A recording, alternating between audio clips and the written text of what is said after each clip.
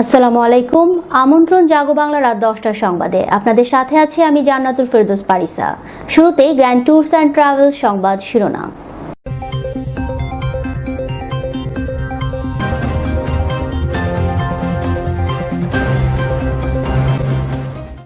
এখন রাজনীতির সময় না, এখন একটাই রাজনীতি, সংক্রমণ রোধ ও মানুষকে বাঁচানো।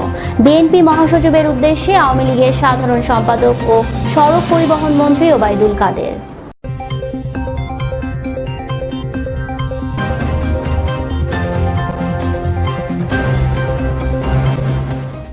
স্বাস্থ্য অধিদপ্তর থেকে স্বাস্থ্যবিধি মেনে চলাফেরার কথা বলা হলেও রাজধানীর পাইকারি বাজারগুলোর স্বাস্থ্যবিধি মেনে চলার কোনো বালাই নেই। ফলে করোনা সংক্রমণের হটস্পটে পরিণত হচ্ছে পাইকারি বাজারগুলো।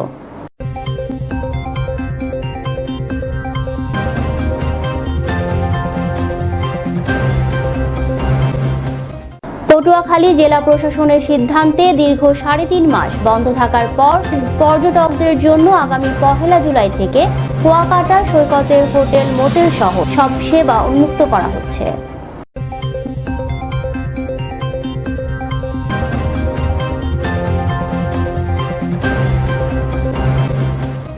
ঘুষের টাকা লেনদেন করার সময় ব্রাহ্মণবাড়িয়া জেলা হিসাবরক্ষণ অফিসের একজন অডিটরকে আটক করেছে এনএসআই সদস্যরা।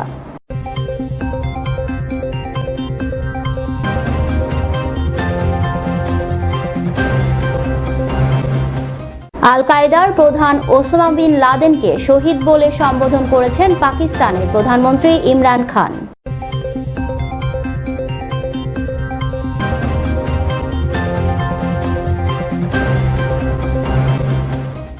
গবাদি পশুকে কৃষকদের কাছে অর্থনৈতিকভাবে লাভবান করে তুলতে এবার গোবর কেনার কথা ঘোষণা করল ভারতের ছত্তিশগড় রাজ্য সরকার।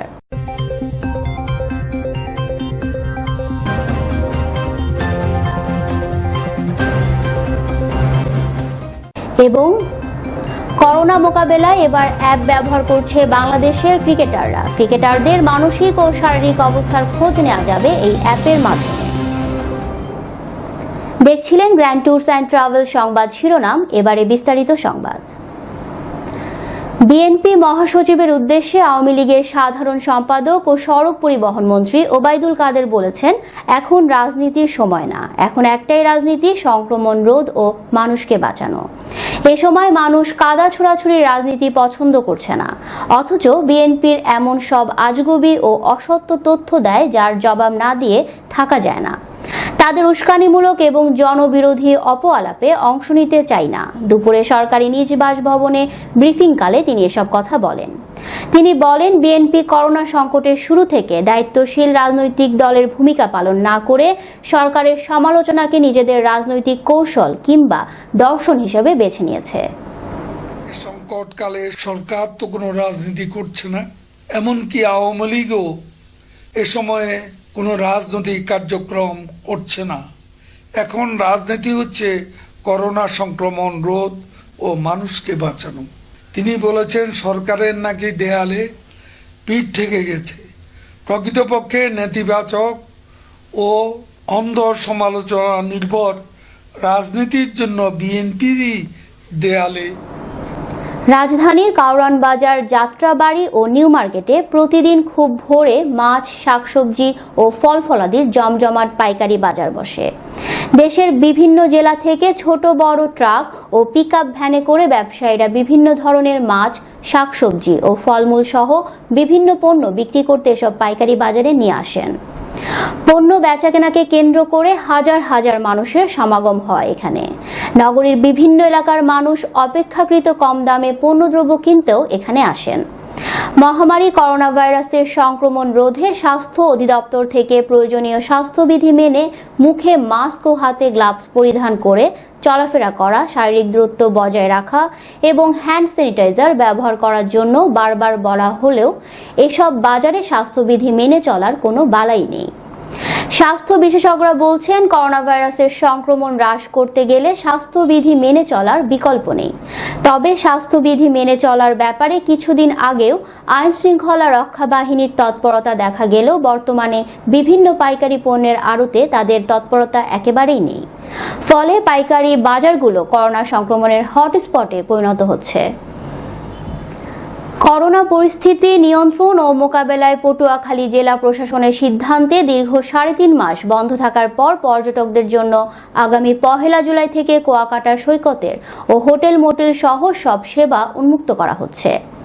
কুয়াকাটা হোটেল মোটেল ওনার্স অ্যাসোসিয়েশনের আবেদনের পরিপ্রেক্ষিতে শর্ত সাপেক্ষে স্বাস্থ্যবিধি মেনে কুয়াকাটার হোটেল মোটেল সহ ট্যুরিজমের সব সেবা খোলার অনুমতি দিয়েছে পটুয়াখালী জেলা প্রশাসক মোহাম্মদ মতিউল ইসলাম চৌধুরী। এ ব্যাপারে মতিউল ইসলাম চৌধুরী বলেন, সরকারের দেওয়া শেষ প্রজ্ঞাপনে শর্তাবলী মেনে আগামী 1 জুলাই থেকে কুয়াকাটা হোটেল মোটেল সহ সব ট্যুরিজমের ব্যবসা প্রতিষ্ঠান খোলা থাকবে এবং আশা করি সবাই স্বাস্থ্যবিধি মেনে চলবে। করোনা পরিস্থিতি নিয়ন্ত্রণ ও মোকাবেলায় সবাইকে সহযোগিতা করার আহ্বানও জানান তিনি। ঘুষের টাকা লেনদেন করার সময় ব্রাহ্মণবাড়িয়া জেলা হিসাবরক্ষণ অফিসের একজন নিরীক্ষককে আটক করা হয়েছে। শ্রমিক কর্মচারীদের বকেয়া বেতন ভাতার জটিলতা নিরসনের জন্য 5 লাখ টাকা ঘুষ নেওয়ার সময় হাতে নাতে ধরা পড়েন মোহাম্মদ কুতুবুদ্দিন নামের ওই কর্মকর্তা। বিকেলে জেলা শহরের কাউতলী এলাকার নিজ কার্যালয় থেকে জাতীয় নিরাপত্তা গোয়েন্দা সংস্থার এনএসআই সদস্যরা তাকে টাকাসহ আটক করে পুলিশের কাছে সোপর্দ করেছে। বিষয়টি নিশ্চিত করেছেন ব্রাহ্মণবাড়িয়া শহরের 2 নম্বর পুলিশ ফাঁড়ির ইনচার্জ পরিদর্শক সোহাগ রানা। এবার জাগো বাংলা, জেগে ওঠার সংবাদ।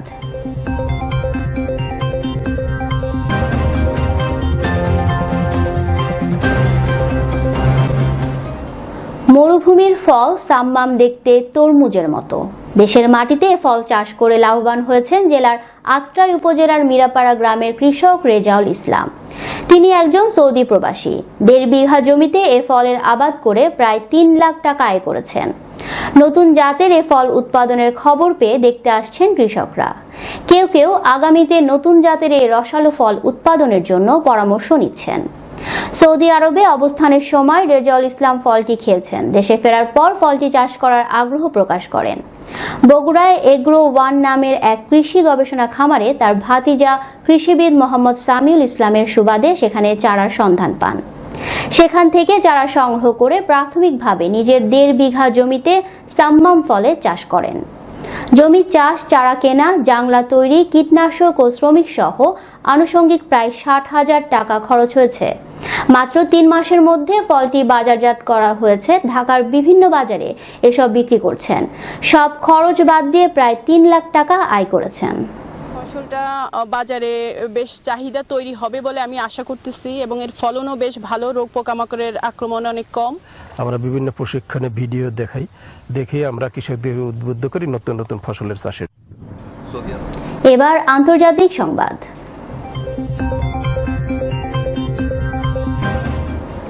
আল কায়েদার প্রধান ওসামা বিন লাদেনকে শহীদ বলে সম্বোধন করেছেন পাকিস্তানের প্রধানমন্ত্রী ইমরান খান। দেশটির পার্লামেন্টে বাজেট অধিবেশনে তিনি কথা বলেন।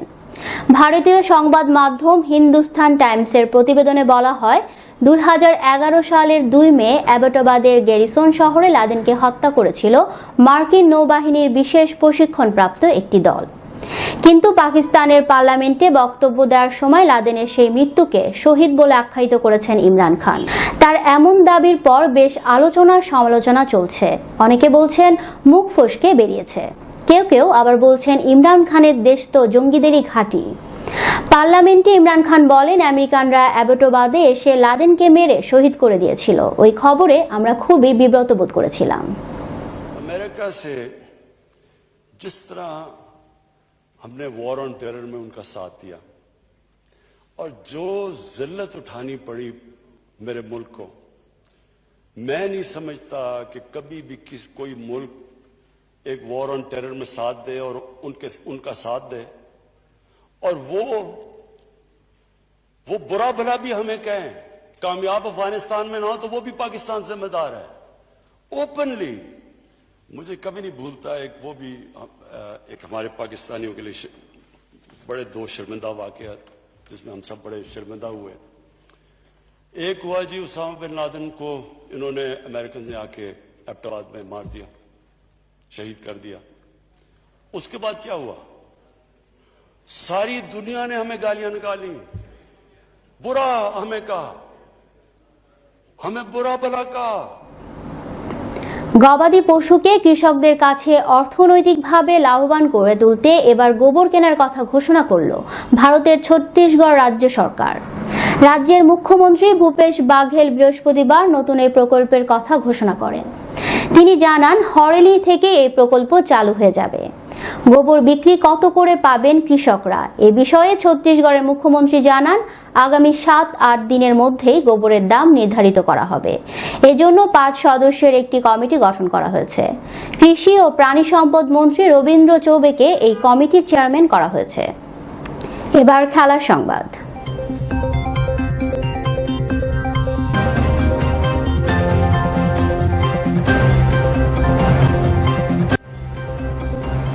করোনা মোকাবেলায় এবার অ্যাপ ব্যবহার করছে বাংলাদেশের ক্রিকেটাররা। করোনায় স্বাস্থ্যের খোঁজ খবর ও প্রয়োজনীয় পরামর্শের জন্য প্রযুক্তি সহায়তা নেওয়া শুরু হয়েছে বিসিবি। এজ 10 নামক এই অ্যাপের মাধ্যমে করোনার প্রয়োজনীয় তথ্যাদি দিতে পারবেন ক্রিকেটাররা। দেশ করোনায় আক্রান্তের হার দিন দিন বাড়ছে। সাধারণ থেকে শুরু করে রাজনীতিবিদ এমনকি ক্রীড়াঙ্গনের তারকারাও গেল কয়েকদিনে ক্রিকেটে অঙ্গনে হানা দিয়েছে করোনা ভাইরাস। সাবেক ক্রিকেটার নাফিস ইকবাল, তার ভাই বর্তমান অধিনায়ক তামিম ইকবাল থেকে শুরু করে মাশরাফি বিন মুর্তজা কেউই বাদ যাননি। করোনায় আক্রান্ত হয়ে এখন আইসোলেশনে দিন কাটাচ্ছেন তারা।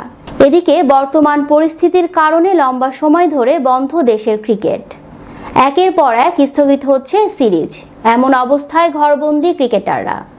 এই সময় কিভাবে কাটছে খেলোয়াড়দের সময়, ফিটনেসের কাজ কিভাবে করছেন, স্বাস্থ্য সুরক্ষা নিশ্চিত করছেন কিভাবে, এর সবকিছুর খোঁজ নিতেই এই অ্যাপ, যার মাধ্যমে ক্রিকেটারদের মানসিক ও শারীরিক অবস্থার খোঁজ নেওয়া যাবে এই অ্যাপের মাধ্যমে। সংবাদ শেষ করার আগে শিরোনামগুলো আরো একবার।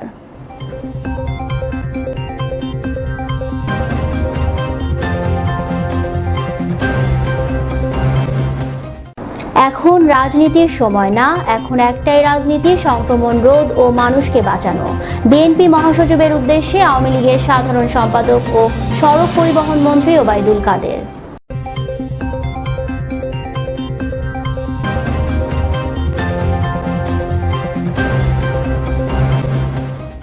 স্বাস্থ্য অধিদপ্তর থেকে স্বাস্থ্যবিধি মেনে চলাফেরা কথা বলা হলেও রাজধানীর পাইকারি বাজারগুলোর স্বাস্থ্যবিধি মেনে চলার কোনো বালাই নেই। ফলে করোনা সংক্রমণের হটস্পটে পরিণত হচ্ছে পাইকারি বাজারগুলো।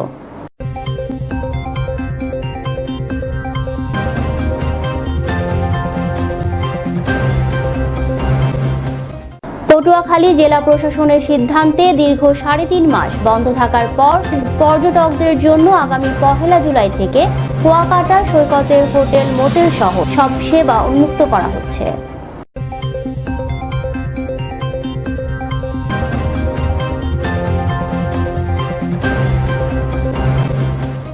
ঘুষের টাকা লেনদেন করার সময় ব্রাহ্মণবাড়িয়া জেলা হিসাবরক্ষণ অফিসের একজন অডিটরকে আটক করেছে এনএসআই সদস্যরা।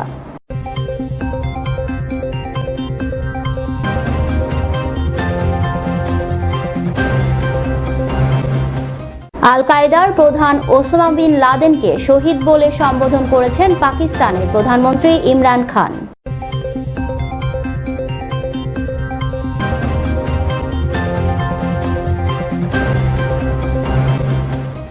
গবাদি পশুকে কৃষকদের কাছে অর্থনৈতিকভাবে লাভবান করে তুলতে এবার গোবর কেনার কথা ঘোষণা করল ভারতের ছত্তিশগড় রাজ্য সরকার।